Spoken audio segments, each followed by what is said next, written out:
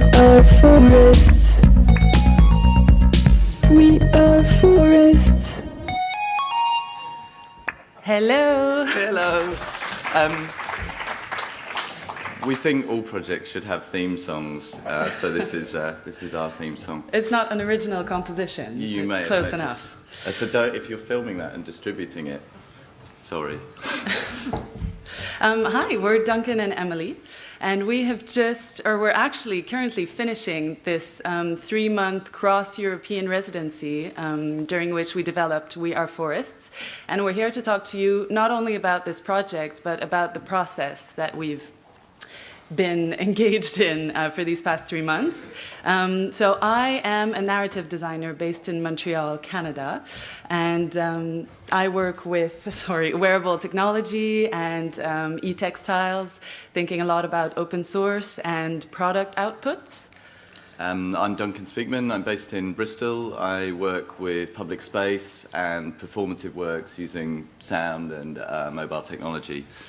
That's kind of us, really. I guess we met 2 years ago at South by Southwest with a shared interest in work, and we've been working remotely for 2 years now. Yeah, and our common interests are using daily technologies that people bring with them and understand and control, and telling in-ears stories in public spaces, so working a lot with sound and narratives about intimacy. And the mission, I guess, for this project when we first started was to question different open source tech methods, thinking about the idea of mobility in public space and co-authorship with the public. And I guess it was also kind of building a network across these 3 different centres we work with: the Pervasive Media Studio in Bristol, the Netherlands Institute of Media Arts in Amsterdam, and the Kitchen in Budapest. And our starting question for this project was, what would you whisper in a stranger's ear? What we thought we'd do is kind of describe the piece we have at the moment in its state, and then kind of talk through the process, because the project is really closely linked to the way we work and the way we've developed it. So at the moment, We Are Forests is to kind of describe the audience experience. You arrive on your own at a market in a city centre. You're handed a note by a stranger that you put in your pocket. You make your way into the market. Your phone rings. When you answer your phone, a voice tells you you're connected to 15 people or some number of people. And a narration kind of describes or sets a mood and a way of thinking about the space in your ear. And as the piece goes on, that voice invites you to make your own contributions that you record by just pressing 1 on your phone. And then you begin to start hearing other contributions from other strangers that are in this space that initially you don't see, but they're around you, and you realise that they're from these other 15 people or so that you're connected to. Over the course of about 20 minutes or half an hour, you're guided through this market space. The ways you're asked to contribute change and grow and develop. And at one point, the whole group converges into one area in the market. There's music that begins to play down the phone line in your ear, and then 2 of these strangers in the crowd begin to sing out all the contributions that you've been putting forward as the piece goes on. So these moments of intimacy and discussion actually start filling the space itself, and they become the moment itself. And then you're instructed to leave the market and open your note, at which point it tells you to hang up the call, and you disconnect from this network. So that's where it is at the moment, the piece. Yeah, and it's still work in progress, but as we've said, this project is really closely linked with its making journey through Bristol, Amsterdam, and Budapest. So this is where we started in February, Bristol. The clear slides work the best. Yeah, which was kind of working at home, I guess. For you? Yeah, for me. So it was a very easy start for me. And working, I guess, in lots of different ways, but realizing that this idea of co-authorship was going to be the biggest challenge for us, because we've previously worked on very heavily authored pieces, and this idea of co-authoring, not just our collaboration, but co-authoring with an audience as the piece goes on, and sort of opening it up and looking at ways of trusting an audience to contribute the things we wanted them to contribute, or at least shaping it in some way. And it was about learning also how to work together and play together. So running different types of tests. This is the famous tin can that you can't really see, but you know, it was about learning how to play together, but also taking it out onto the streets and learning how to play with the voice down the phone line. So we started doing one-on-one tests, going into Bristol and just you know, being separated and describing moments or people that we saw around us, inventing games like mobile phone hide and seek, and that kind of shaped the project for us, the very beginning of these rapid iterative tests. And one key thing for us, I think, that came out at the very beginning of these tests was the importance of silence in the work. When we started doing these kind of one-on-one phone conversations initially, whether it was guiding someone, we realized that the continuous voice in your ear just became a sort of droning stream of information that you stopped paying attention to. And we realized that the sort of impact of literally just being on the phone to someone, not hearing anything for quite a while, but knowing they're there, and then suddenly when the voice comes in, that sort of weight of the impact of that moment of speaking and them saying something, even if they said the most banal thing, it seemed really important because it was what you'd been waiting for. And so we sort of came to this idea that the default mode of contribution would be silence, or the default mode of the piece would be silence. And we became interested in sort of Quaker meetings, this idea that you speak when you feel moved to do so. And our first tests in Bristol, we started with very simple systems. So we started with conference calls. Yeah, so we were out onto a square, and 10-ish people were connected on a conference call, and our only instruction was to speak only when they felt moved to do so. And we ran 2 tests, one with a more quiet, shy first group of people, and the next group actually, they heard us speak before, so they knew about the piece and our intentions, and they kept chatting to one another on this open call.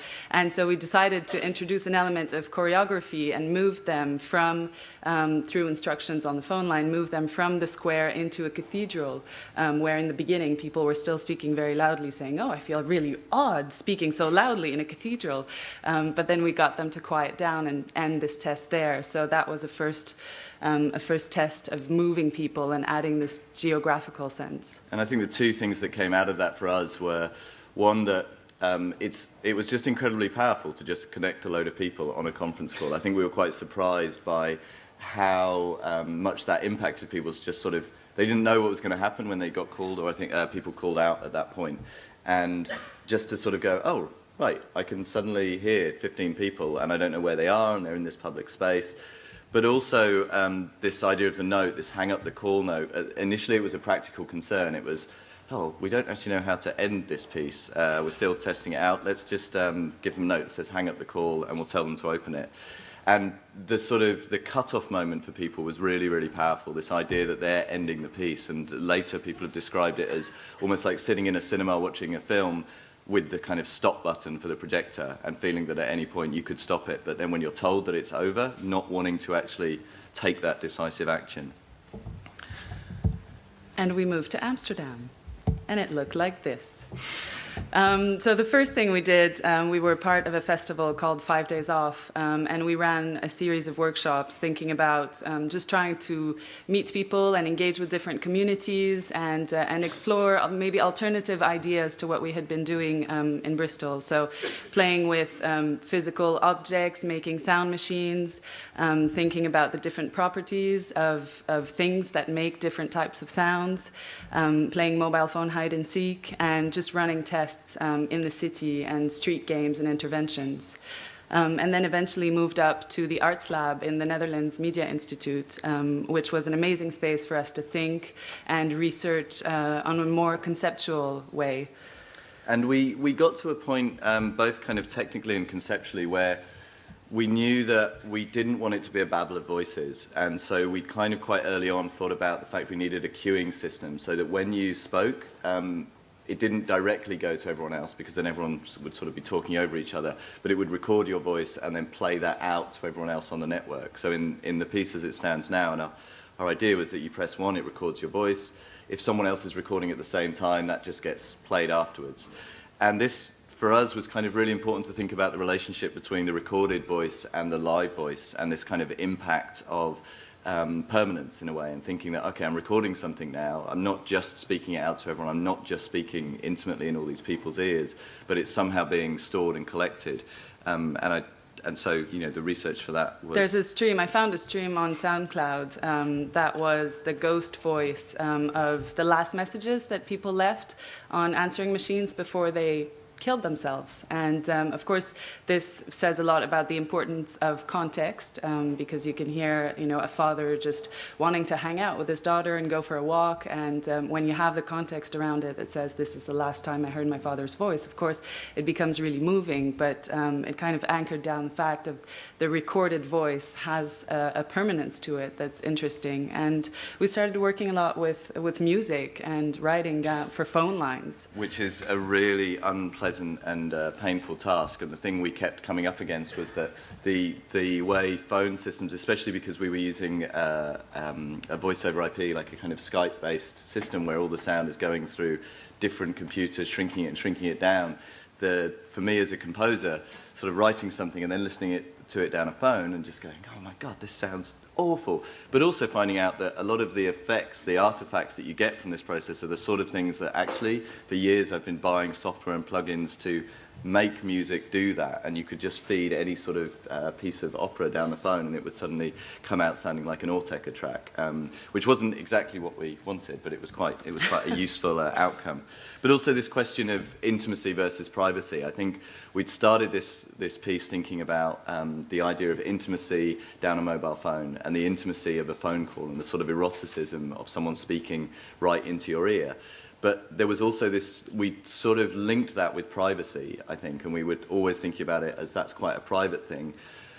But realizing that these are two very separate areas, and that the fact that you were speaking intimately, but these recordings were actually being played out to a load of different people, for us it kind of constantly kept coming up in the piece of, okay, what are we actually doing with these messages? Are we somehow betraying this trust that the audience are giving us by recording these things? So yeah, I guess we'll come back to that. But in this sense, we've kind of seen from very early on, we've seen each other as the curators of this moment, because we're not actually writing the piece, we're writing some snippets of it, but the audience is making it live, and you know, it's one shared story. So we introduced the idea of seeds, so of fake messages, because it was, you know, you tell an audience you're connected to all these people, you're in a public space, and go. Speak and say something nice. So we... Did we tell them to say something nice, or were they just naturally... Well, you know, I would hope that they feel that pressure. So we've decided to write fake contributions and record them in similar spaces and just push these to let people know that it's okay and you shouldn't be shy, and this is the type of thing that you should be saying or the type of things you should be looking at. So we introduced that very kind of earlier on in Amsterdam. And it very quickly gave us a way to actually structure the piece, so rather than it just being 20 minutes of just people feeding in whatever they wanted to, it meant that we could say, okay, if we suggest this way of contributing at one point, everyone's going to start contributing like that. If we suggest this way of contributing, everyone's going to start going, oh, it's kind of changed now, I'll start following that up. People become copycats very, very easily in this type of situation. And the other thing that we started doing was, because we were interested in working in a public space, we started working, see, I feel bad describing the name of the square now, because Kars is here, and we're going to say Spooey Square, which is... we can't speak Dutch. For us it's Spooey Square, and it'll always be Spooey Square. Sorry. But... What was interesting for us is this bleed between the real space, for want of a better word, and the performed space, the thing we were creating. And we're putting everyone wandering around on mobile phones, and there's other people wandering on mobile phones. But also, at one point, there was this busker playing in the square who, annoyingly, was not playing in tune with the music we'd written, and we were playing in people's ears. But with the dropping of a few euros in his case, he was willing to stick an MP3 in his ear, and at this point in the piece, change what he was playing and start playing in tune with the music in people's ears. So there was this kind of beautiful moment where he's continuously there in the space, and people just think, oh, he's just a busker playing. But then when the music starts playing in the audience's ears, he starts playing in time with it, and then other people who were taking part suddenly read all these bigger narratives into him and the way different people were interacting with him. moving on to technology, Oh, yeah. and Duncan going out dancing, I took the night off, and Duncan came home with great news that he had found our programmer for the piece. So I'll let you describe that event. We don't need to go into huge detail, but beer and dancing and randomly talking to people about what you're doing and naming obscure open source phone systems. We were interested in using something called Asterix, and then you meet someone who says, oh, my friend Arian, he knows how to program Asterix. Then you meet him. Arian was really great to work with, and it was a really good example of the sort of relationship between I guess, arts and technology practice, in that he came from a fine arts background, and it was really easy for us to kind of describe the project, and he just went, oh yeah, I get that, that makes sense, we can make that happen. And so we started with building very kind of simple back-end still for us. The front bit was simple, that would allow us to control numerous phone calls, record messages, almost curate them as well. We were interested in ways we could play them back at different points and create these kind of rewinds in the piece. I think then we sort of moved to Budapest. That was where we got to Budapest with. Yeah, so leaving with all that in our minds and hearts and pockets, we moved to Budapest at a place called Kitchen Budapest, or Kibu, which is a space filled with knowing makers and dismembered robots. So that was a nice shift, also coming from the Netherlands Media Institute, where it was more, for us, a research space and more conceptual, moving into a place where people are making things and hacking and tearing things apart.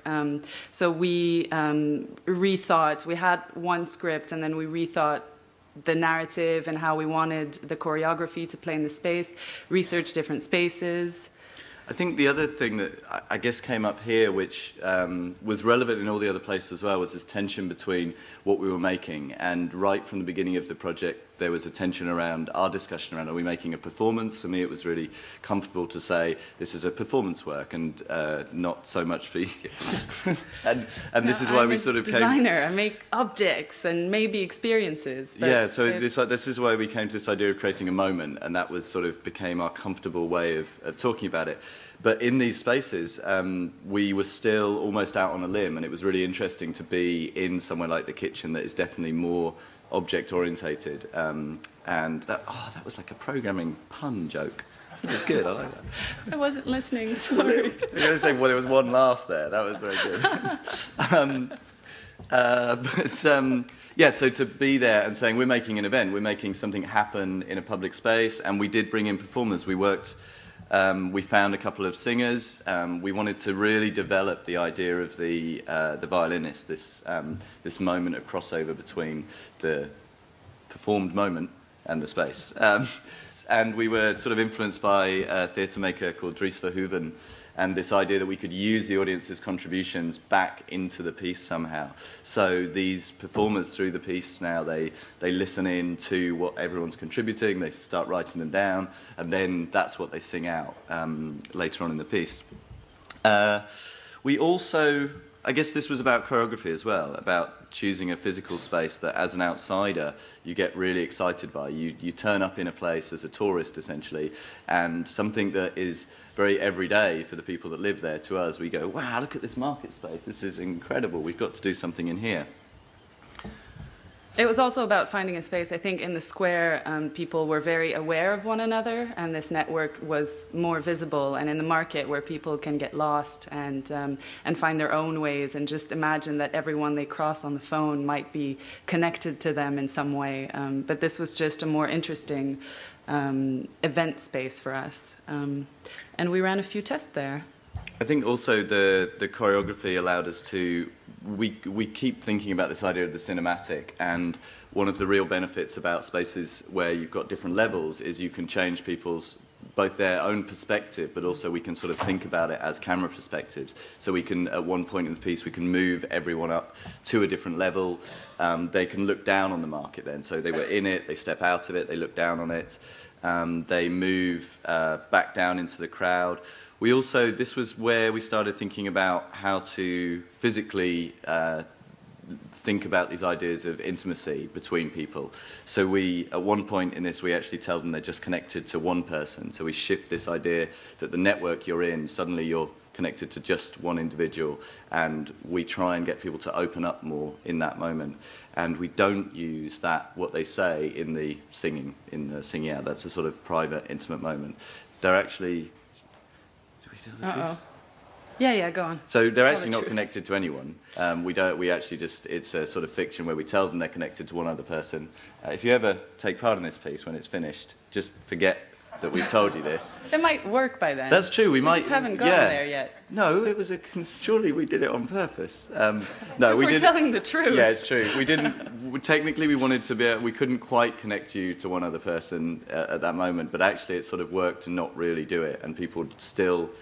Their mindset changes when you think, oh, okay, I don't know who it is that I'm speaking to.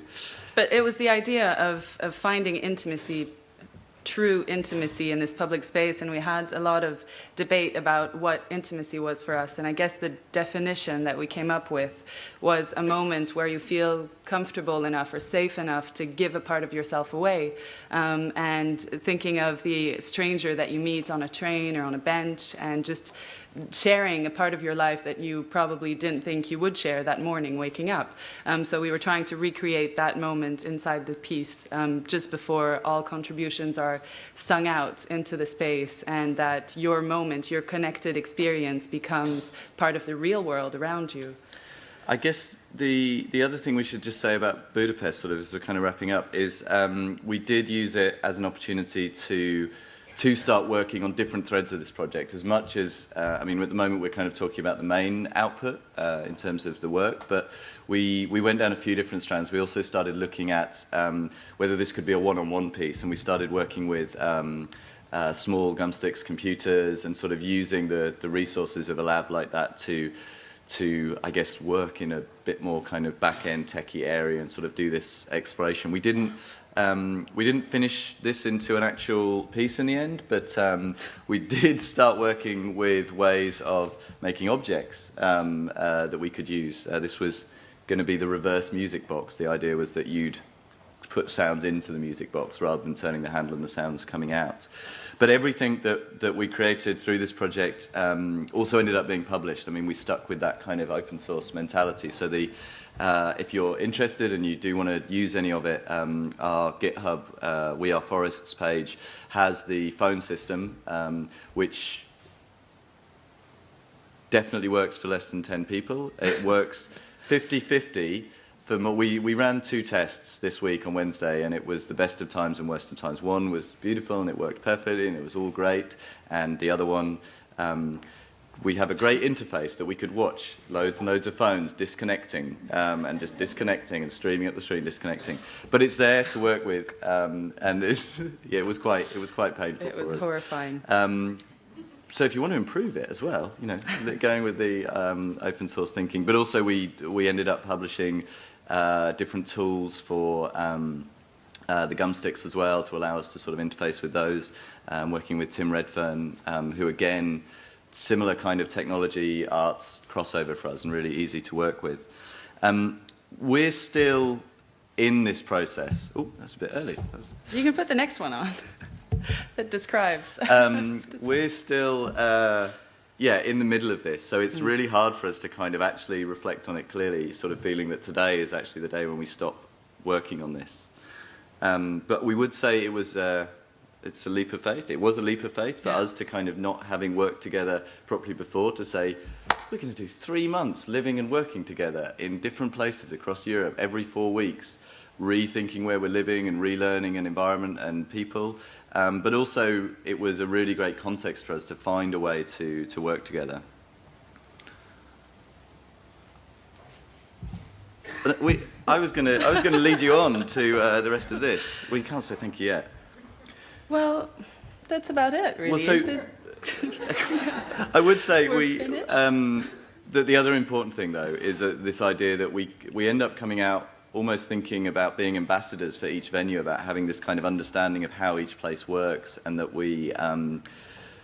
for us, we didn't know how these environments, these institutions worked and what would be the best ways to work in there. And it's really great being able to come out and say, okay, if there's another project happening like this, definitely start it at NIMC or go to Kibu or whichever way.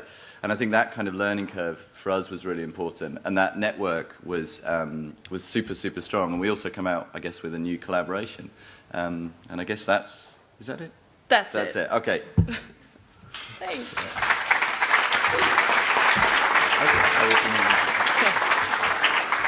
Well, we have some time for questions, so if you want to take some Yes, of course. points from the crowd, please put up your hand and a mic will find its way to you.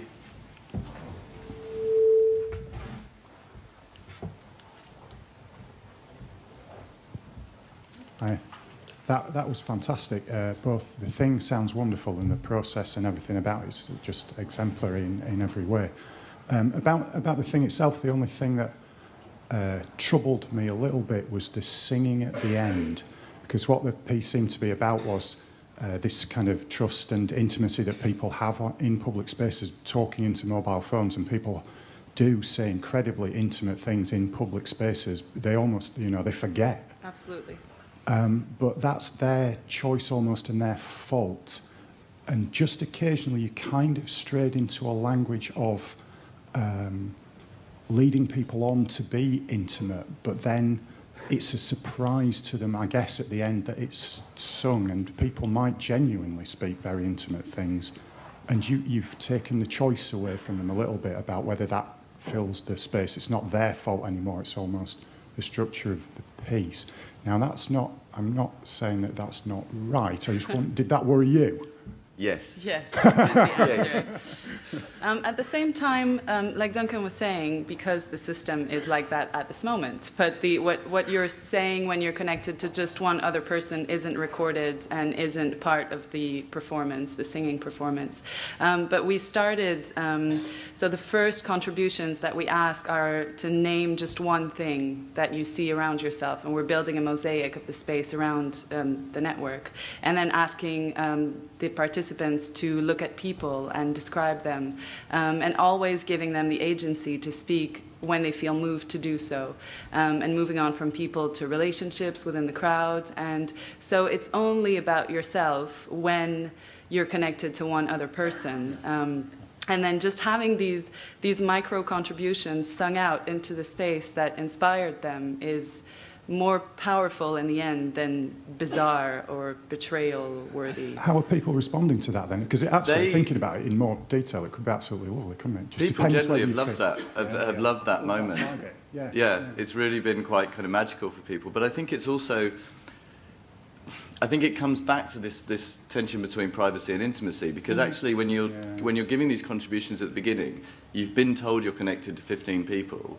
Would you change what you say if we told you you're connected to 30 people or 40 people? So actually what's happening in that singing moment is we're just extending the network out to everyone who actually you've been sharing that space with, and who you've probably been describing as well. The worst, maybe not the worst thing, but it's more problematic for the people who've gone, there's this, as I think happened in Bristol, there's this couple and the girl's got a green top on and they look like they're not having fun. And then, 10 minutes later, that couple is still there and there's someone next to them going, there's a couple not having fun. So those bits are almost more, it's something we haven't fully developed yet, is thinking about how we use the contributions. At the moment, it's pretty much write them down, improvise, but that is something to think about. And I think it does make a big difference that we're not playing their voice into the market, but it's a reappropriation of it by singers. And in Budapest, someone recorded "I see sausages," so the singers were actually singing "I see sausages," and someone asked one of our performers, "Are you singing about Jesus?" She said, "No, I'm just singing about the sausages." So it's quite interesting to see that these little bits and pieces that come out in a performance that people don't really expect. Any more questions? You got it.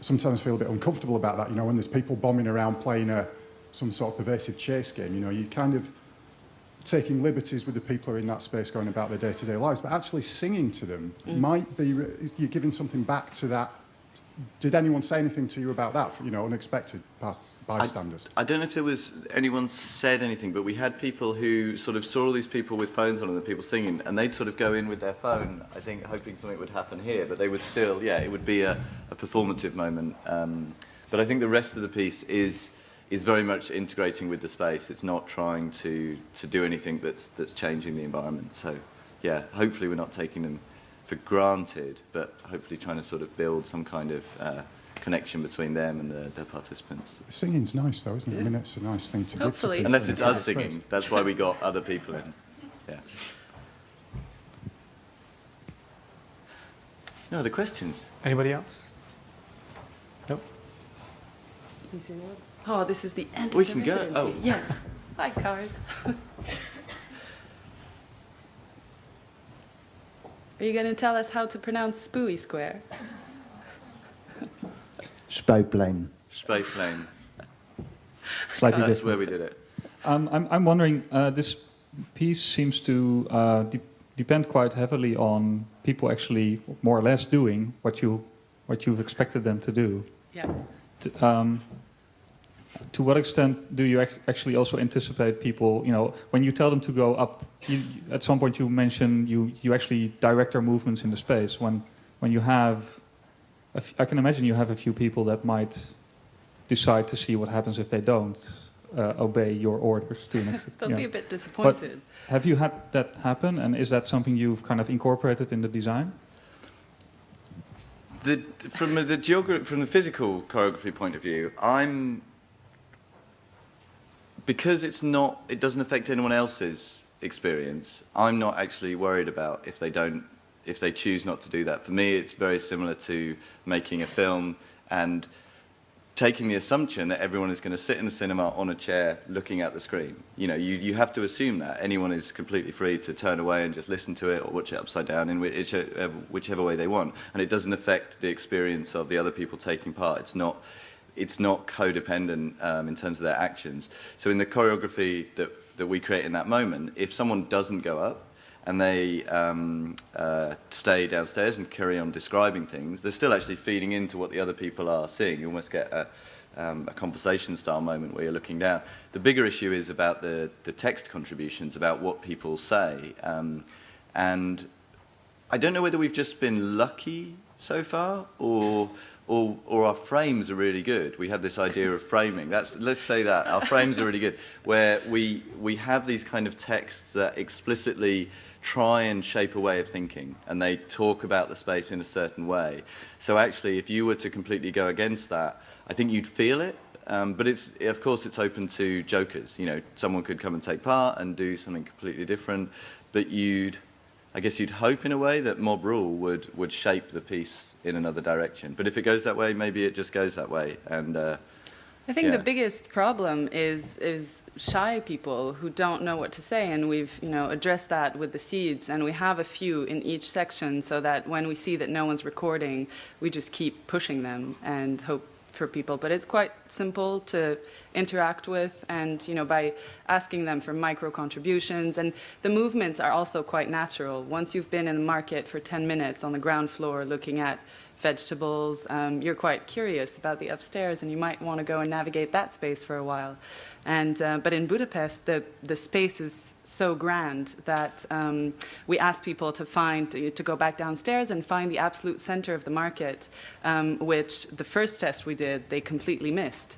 So we had our singers, and 2 meters away we had our group of participants, and because the space is so great, they didn't even hear the singers, so that was completely missed. So we've had to rethink how precise we need to be in sending people to, the place where there's a cross on the floor, and look at the flags here, and look at the taxidermy ducks there, and if you're there, you're in the right spot. So that was another kind of issue. Do you want to wait for the mic? Yeah.